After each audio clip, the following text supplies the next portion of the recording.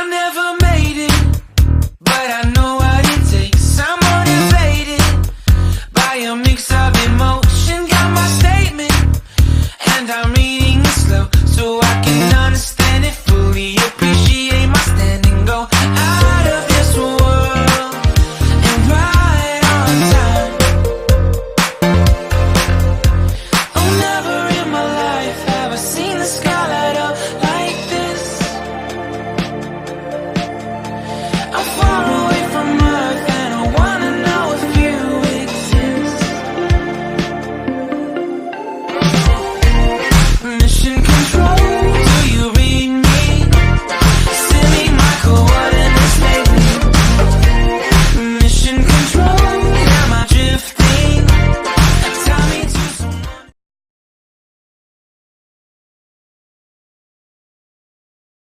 Antes de iniciar o processo de preparação da massa para o bolo, o primeiro passo é ligar o forno a 180 graus, deixar ele aquecer por volta de 5 minutinhos.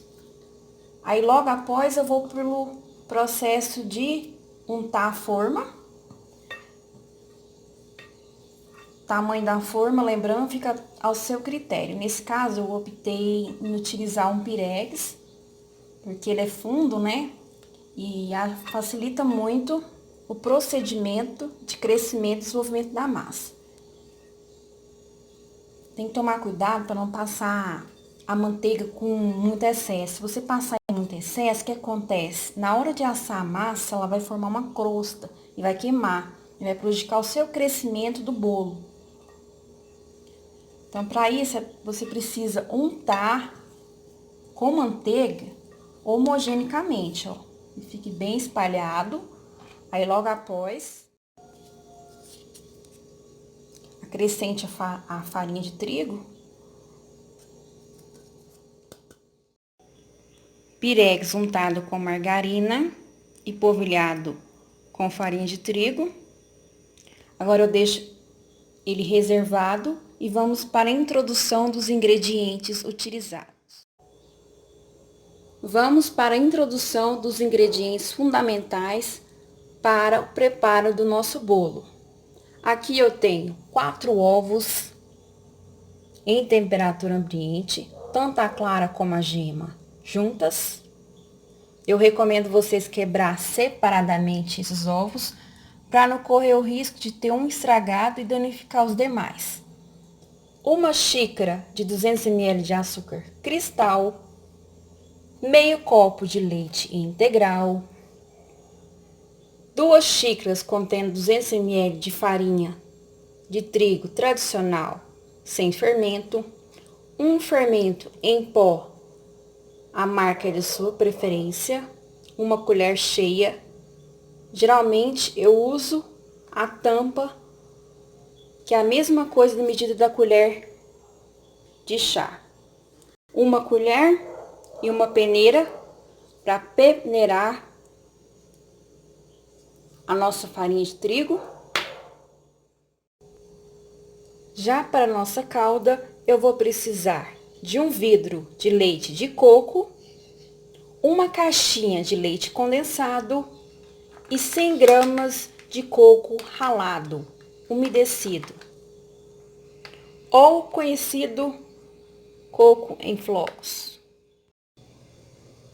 Numa batedeira, acrescente somente os 4 ovos e deixe bater em velocidade máxima por cerca de 4 minutos.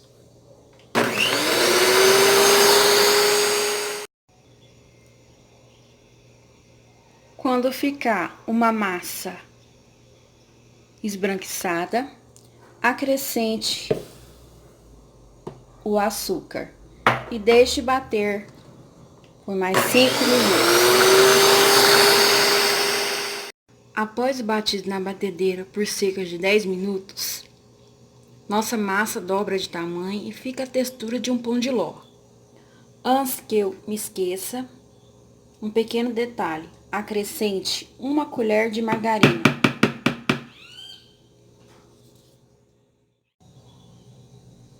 Após batido na batedeira,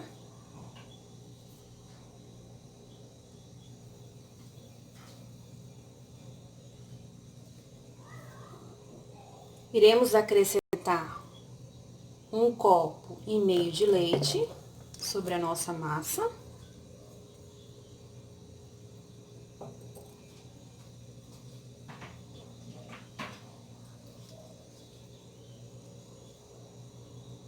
Um copo de farinha de trigo.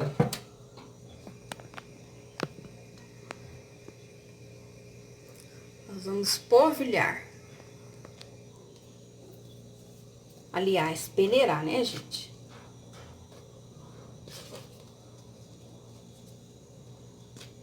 Por que peneirar? Para deixar a nossa farinha mais lisa, sem aquelas bolhas que ficam, né? A gente vai acrescentar aos poucos. Aqui eu acrescentei somente 1 xícara. Logo após batido por cerca de 10 minutos, acrescente 1,5 copo de leite integral, 1 copo de farinha de trigo peneirada. Logo em seguida, acrescente o outro copo de farinha também polvilhado.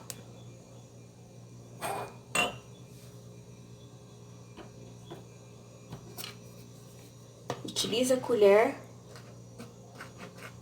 para a peneiração da farinha.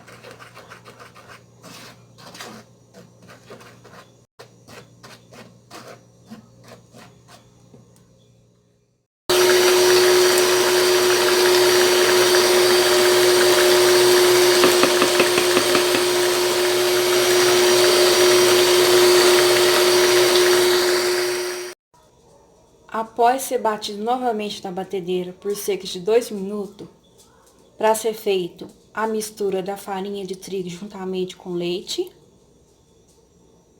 Depois desse processo, acrescentei 1 colher cheia de fermento em pó. Com o auxílio do fouet, fiz o movimento de baixo para cima.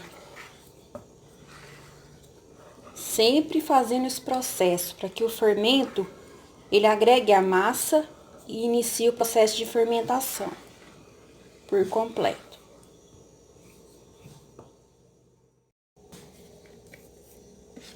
Agora vamos acrescentar a massa sobre o nosso pirex, já untado. Fica uma massa super leve e com uma textura bem firme. Lembrando, quem quiser acrescentar 1 colher rasa de essência de baunilha, fica ótimo também. No meu eu não acrescentei porque eu não sou muito adepta à essência de baunilha. Isso fica a critério de cada um, né?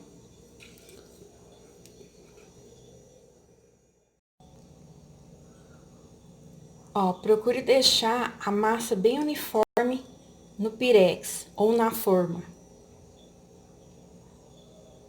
Deixe bem espalhado mesmo, para que na hora que o bolo cresça, não fique desigual. Leve ao forno, já aquecido, e deixe assar por volta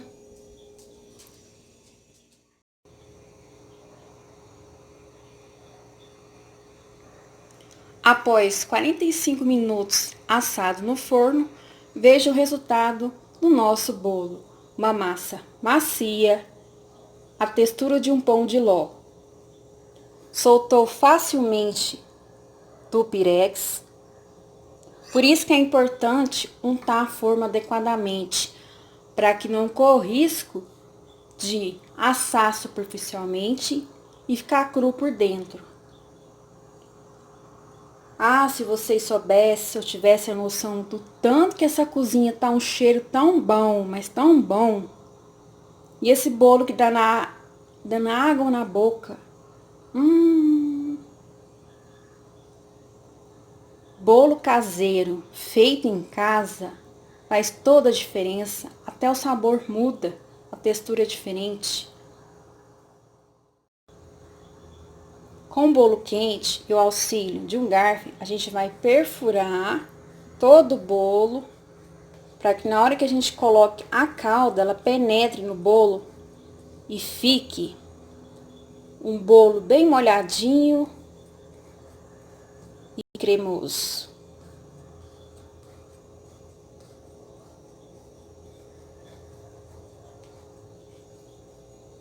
Fure com gosto mesmo, ó. Que afinal, quem vai saborear o bolo é você.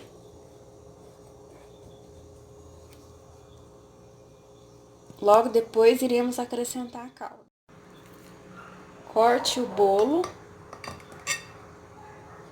por completo, para que a calda penetre por todo o bolo e fique aquele bolo bem molhadinho e cremoso mesmo. Vamos para uma das melhores partes para a finalização do nosso bolo, que é a calda. É importante ressaltar que essa calda não foi no fogo. Você apenas pegue uma vasilha, coloque uma garrafinha de leite condensado, mais uma garrafinha de leite de coco e acrescente meio copo de leite. Misture para que fique homogêneo.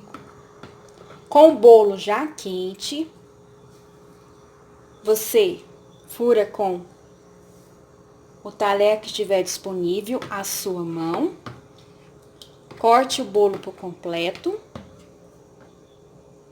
Com auxílio da concha, você vai molhando o bolo. Não tem segredo.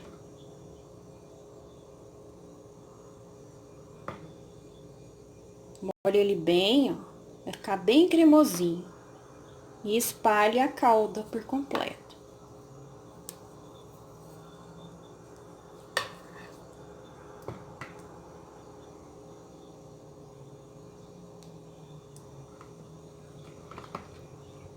Não se preocupe que não vai ficar encharcado. Sabe por quê? O bolo vai sugar o líquido da calda. Vai ficar bem molhadinho e cremoso. Após colocar a nossa calda, olha como é que ele fica. O bolo, ele suga por completo a calda. Fica bem molhadinho e cremoso. Agora, o que tá faltando nesse bolo? Nosso coco, né? Vamos acrescentar ele. Você espalha bem espalhado mesmo. Esse coco que eu tô utilizando aqui é o coco em flocos. Ele é umedecido e já vem adoçado, viu? É um dos melhores pra mim. Aprecio muito esse tipo de coco.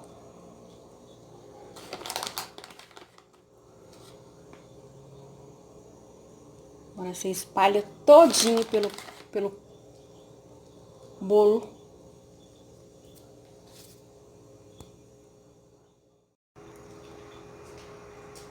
Finalizado o nosso bolo. Olha que maravilha! O famoso bolo de coco cremoso, ou tão conhecido bolo toalha velupo.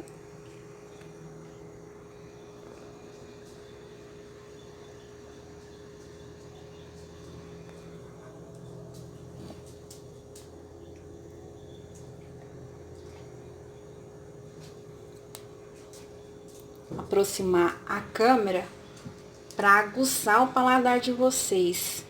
Realmente dá uma água na boca. Imagina o cheiro. Nossa, que cheiro bom, meu Deus, de coco. Agora leve para a geladeira. Coloque o papel alumínio. E deixe ficar de molho. Modo de dizer, né? Cerca por 3 a 4 horas na geladeira. Vai ficar bem geladinho. Imagine o sabor. Bolo cremoso de coco, molhadinho. E gelado. Melhor parte.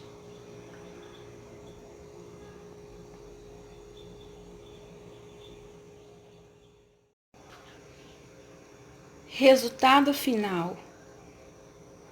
O famoso bolo toalha, ou mais conhecido como bolo de coco cremoso. Olha o resultado final.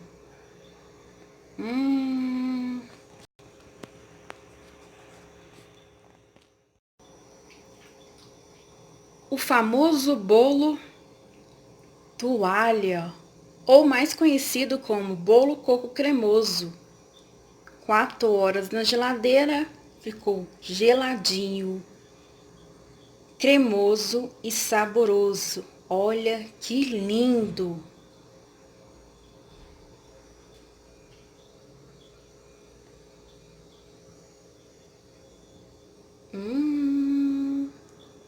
Divino!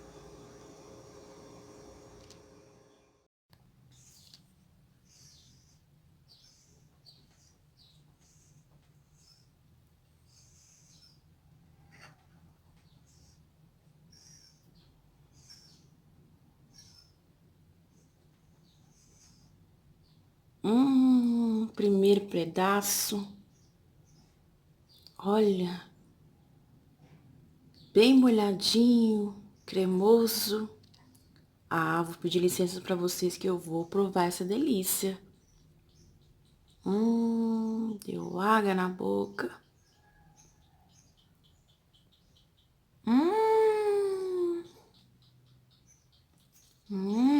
Divino, gente.